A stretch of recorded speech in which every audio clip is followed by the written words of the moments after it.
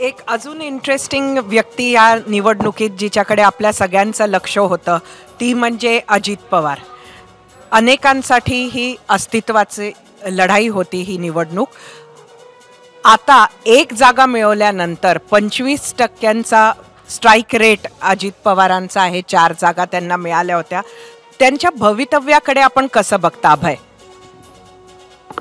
एक निश्चित आहे की राष्ट्रवादी काँग्रेसमध्ये फूट पडल्यानंतर राष्ट्रवादी काँग्रेसमधला आमदार, काही एक दोन खासदार, मोठे नेते, सगळी मोठी नावं हे सगळे जरी अजित पवारांबरोबर गेले तरी राष्ट्रवादीचा जो कोर वोटर आहे त्याच्यामध्ये फारसा फरक पडलेला नव्हता. तो थोरल्या पवारांबरोबरच होता आणि ते या निवडणुकीतही सिद्ध झालं आहे. आता या परिस्थितीमध्ये त्यांच्याबरोबर असणारे जे लोक आहेत की ज्यांना भाजपाबरोबर जाण्यातही काही ॲलर्जी नाही आहे, इकडे राहण्यातही त्यांच्या वैचारिक बांधिलकीबद्दलचा काही प्रश्नच नाही आहे, ते म्हणजे चौकोनी ठोकळेत त्यांना कुठल्याही ह्याच्यामध्ये ते फिट बसत आहेत. तर अशा परिस्थितीमध्ये हे लोक राहणार का? कारण भुजबळांची जी मागच्या काही दिवसातली वक्तव्य बघितल्यानंतर त्यांनी घरवापसीसाठी बॅग भरली की काय अशी शंका अनेकांना येत होती.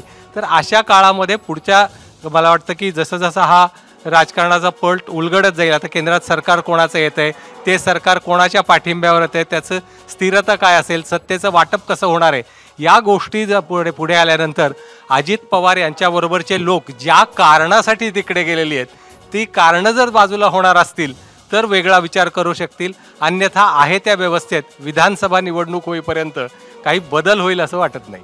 मला असं वाटतं त्याच्यामध्ये सरिता एक गोष्ट आणखीन की अजित पवारांसाठी म्हणजे अजित पवारांची जी एक प्रतिमा आहे महाराष्ट्रामध्ये आणि त्यांच्या कार्यकर्त्यांमध्ये की अजित पवार फटकळ आहेत पण काम करणारे आहेत आणि अजित पवार हे गोष्टी घडवून आणण्यामध्ये नेहमीच यशस्वी होतात.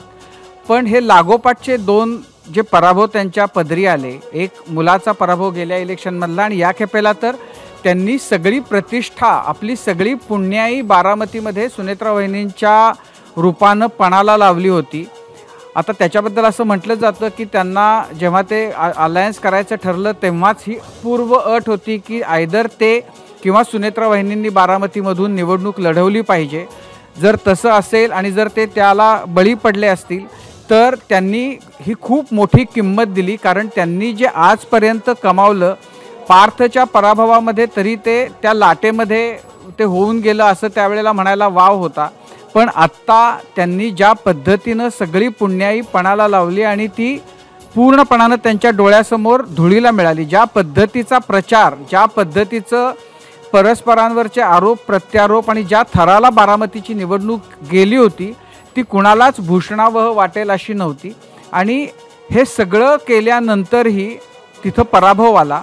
एक जागा जेव्हा मिळाली त्यांना तर त्याच्याबद्दल म्हणजे असे जेव्हा ओपिनियन पोल्समध्ये एक जागा जेव्हा धरली जात होती तेव्हा ती बारामतीचीच असेल असं म्हटलं जात होतं. पण ती न येता सुनील तटकरे आले. तटकरेंनी आपला गड काही का होईना राखला पण अजित पवारांना तो राखता आला नाही. आणि मला असं वाटतं की अजित पवारांना आता या टप्प्यावर म्हणजे पुनर्विचार खरं तर करावा लागेल. आता म्हणजे या सगळ्या निकालानंतर म्हणजे शरद पवारांनी आणि उद्धव ठाकरेंनी दोघांनी ही गोष्ट स्पष्ट केली आहे की आता जे आमच्याकडून गेले त्यांना आमची दारं बंद आहेत. आम्ही आता त्या जागांवर जे नवीन तरुण जे नवं नेतृत्व उभं राहते त्यांना आम्ही आता दगा देऊ इच्छित नाही.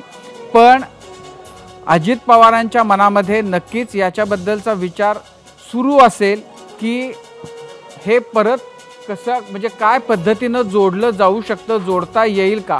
आणि आपण हे बघितलं की त्यांनी वेळोवेळी असे म्हणजे गेल्या 5 वर्षामध्ये असे अनेकदा प्रसंग आले की काहीतरी झालं आणि खूप तुटलं असं वाटलं आणि परत ते मिळवून जोडलं गेलं. मुंबई उत्तर पश्चिम या ठिकाणाहून पुन्हा एकदा मतमोजणीला सुरुवात करण्यात आलेली आहे. कारण मुंबई उत्तर पश्चिम मतदारसंघात पुन्हा एकदा मतमोजणीला सुरुवात झाल्याची मोठी बातमी. वायकर आणि कीर्तीकरांच्या मतांमध्ये केवळ 2000 कमी अंतर होतं आणि त्यानंतर पुन्हा एकदा मतमोजणीला सुरुवात झाली आहे. गणेश ठाकूर आपले प्रतिनिधी या संदर्भात अधिक माहिती आपल्यापर्यंत पोहोचवत आहेत. गणेश, पुन्हा एकदा मतमोजणी सुरू झालेली, काय अपडेट्स आहेत त्या ठिकाणाहून? रवींद्र वायकर यांच्या मागणीवरून ही मतमोजणी केली गेली आहे किंवा केली जात आहे. पोस्टल बॅलेट्सच्या मतमोजणीची सुरुवात झालेली आहे. यामध्ये जे रिजेक्टेड पोस्टल मतं आहेत त्याच्यावर अद्याप युक्तिवाद म्हणा किंवा तिथं आर्ग्युमेंट सुरू आहे, त्याबद्दलची स्क्रुटिनी सुरू आहे आणि या रिजेक्टेड पोस्टल मतांच्या वरतीच या मतदारसंघातून विजयी उमेदवार कोण हे निश्चित होईल. मार्जिन खूप कमी आहे. मला कळतंय की 2 आकडी दोन्ही उमेदवारांमध्ये मार्जिन आहे आणि ते मार्जिन कोणाच्या बाजूने जाईल, निर्णय कोणाच्या बाजूने येईल याकडे सगळ्यांचं लक्ष लागून आहे. थोड्याच वेळात याबद्दल स्पष्टताही होईल. नक्कीच या संदर्भातले अपडेट्स आम्ही वेळोवेळी गणेश आपल्याकडून घेणार आहोतच. सरिता मॅडम, ज्या प्रकारे चर्चा सुरू होती राजीव सरांबरोबर तीही कंटिन्यू करूयात. आणि मतांचा फरक, अजित पवारांचा मुद्दा जो आहे, माणूस सर्वसाधारणपणे अनुभवातनं शिकतो असं म्हणायची पद्धत आहे, पण अजित पवार शिकत नाहीत. त्यांचा 4था सेटबॅक आहे.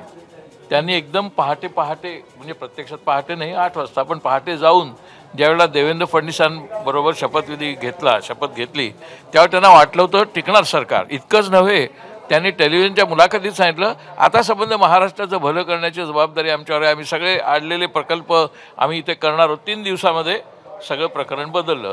तेव्हा तर त्यांनी शिकायला होतं की आपली ताकद कुठे आहे आणि कुठे संपते.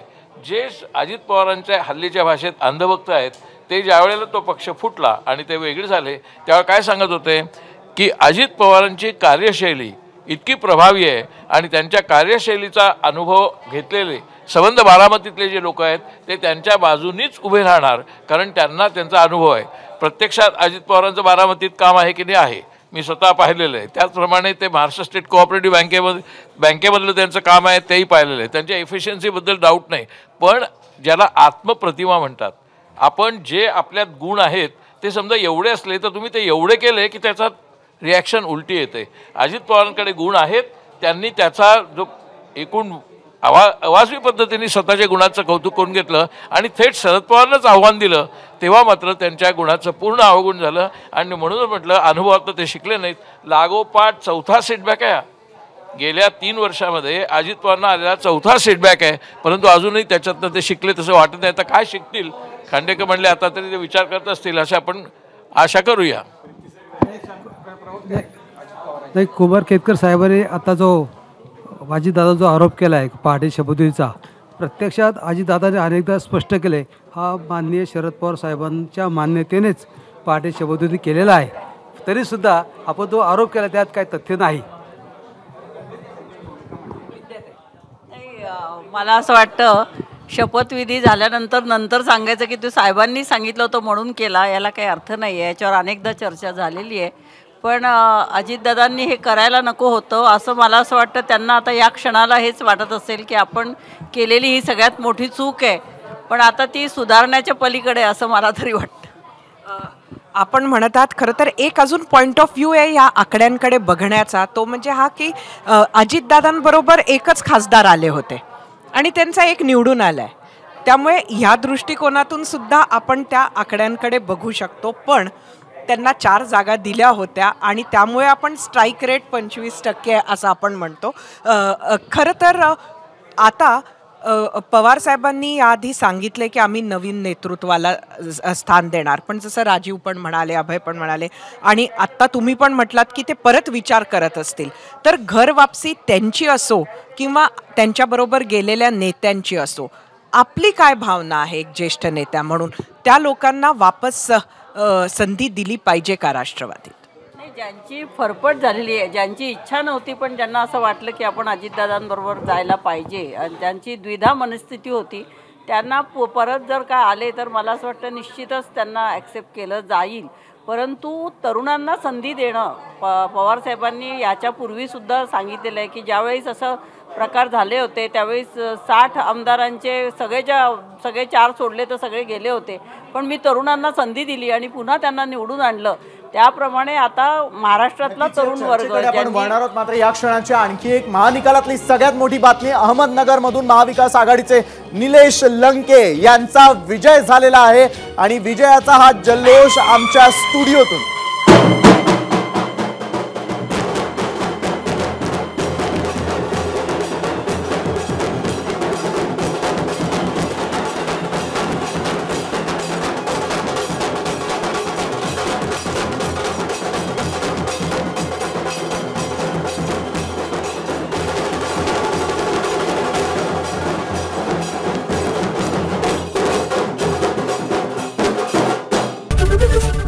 एबीपी माझा, उघडा डोळे बघा नीट.